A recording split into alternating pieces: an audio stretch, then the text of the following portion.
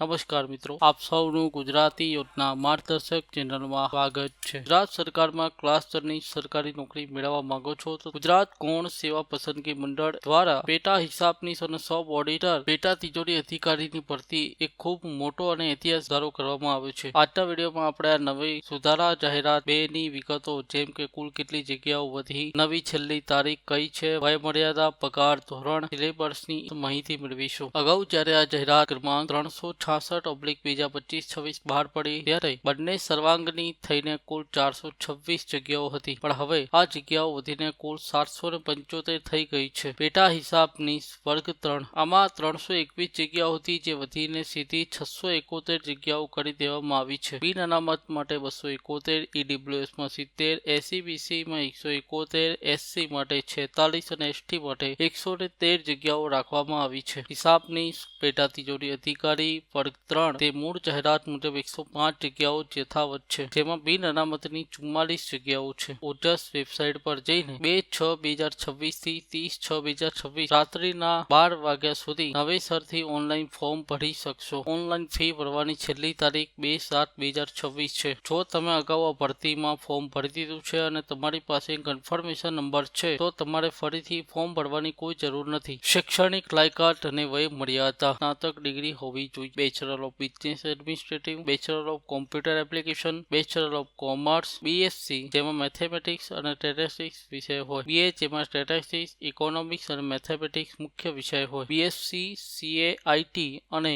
MSc CAIT ના degree ધારકો આ જગ્યા માટે લાયક ગણવામાં આવ્યા નથી। તમને કોમ્પ્યુટરનું બેઝિક જ્ઞાન અને ગુજરાતી, હિન્દી ભાષાનું પૂરતું જ્ઞાન હોવું જરૂરી છે। લાયકાત માટે કટ ઓફ હવે 30/11/2025 ના બદલે 30/6/2026 રહેશે। તમારી ઉંમર 20 વર્ષથી ઓછી અને 35 વર્ષથી વધુ ન હોવી જોઈએ। નિયમ અનુસાર અનામત વર્ગના પુરુષો અને સામાન્ય વર્ગની મહિલાઓને 5 વર્ષ તથા અનામત વર્ગની મહિલાઓને 10 વર્ષની છૂટછાટ મળવાપાત્ર છે। હિસાબનીશ સબ ઓડિટરનો 31,340 અને પેટા તિજોરી અધિકારીનો 49,600 રૂપિયા ફિક્સ પગાર 5 વર્ષનો સંતોષકારક પૂરો થયા પછી પે સ્કેલ લેવલ મળવાપાત્ર થશે। ડોક્યુમેન્ટ અને સર્ટિફિકેટ કેટેગરીનો લાભ લેવા માંગો તો પ્રમાણપત્રો ખાસ ચેક કરી લેજો। એસસીબીસી ઉમેદવારોએ આવકના આધારે મેળવેલું ગુજરાતી નમૂનામાં નોન ક્રિમિનલ સર્ટિફિકેટ રજૂ કરવાનું રહેશે। આ સર્ટિફિકેટ 1/4/24 થી 30/6/26 સુધીમાં મેળવેલું હોવું જોઈએ। પરણિત મહિલાઓ આ સર્ટિફિકેટ પોતાના માતા પિતાની આવકના સંદર્ભમાં કઢાવવાનું રહેશે। પતિની આવકનું સર્ટિફિકેટ ચાલશે નહીં। ઈડબ્લ્યુએસ માટે ઉમેદવારોએ 1/7/23 થી 30/6/2026 સુધીમાં મેળવેલ પ્રમાણપત્ર અથવા નાણાકીય વર્ષ 2025-26 ના આવકના આધારે કેન્દ્ર સરકારના ફોર્મેટમાં મુજબનું સર્ટિફિકેટ રજૂ કરવાનું રહેશે। પરીક્ષા પદ્ધતિ અને સંપૂર્ણ સિલેબસ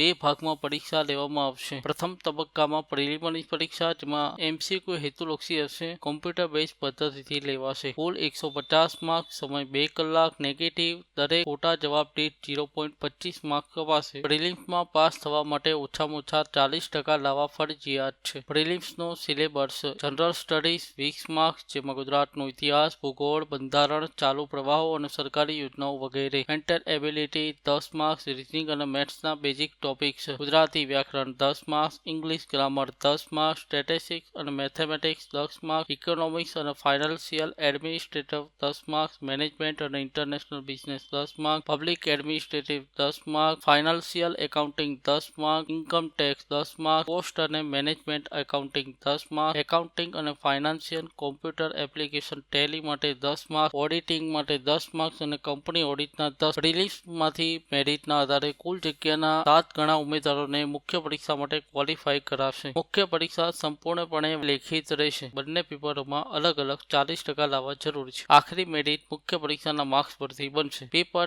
1 ગુજરાતી અને અંગ્રેજી ભાષામાં 100 માર્ક્સનું હશે, જેમાં 50 માર્ક્સનું ગુજરાતી ભાષા અને 15 માર્ક્સ નિબંધ, પત્રલેખન, ચર્ચા પત્ર વગેરે અને 50 માર્ક્સ અંગ્રેજી ભાષાના રહેશે। સમય 3 કલાકનો રહેશે। પેપર 2 એકાઉન્ટન્સી અને ઓડિટિંગના જેમાં 100 માર્ક્સનું હશે, ડિગ્રી લેવલનું પૂછાશે। સમય 3 કલાકનો રહેશે। જો તમને આ માહિતી ઉપયોગી લાગી હોય તો વિડીયોને લાઇક કરજો, તમારા મિત્રો સાથે શેર કરજો અને આવી જ સરકારી ભરતીઓની સચોટ અપડેટ ગુજરાતી યોજના માર્ગદર્શકને સબસ્ક્રાઇબ કરવાનું ભૂલતા નહીં। ત્યાં સુધી જય હિન્દ, જય જય ગરવી ગુજરાત।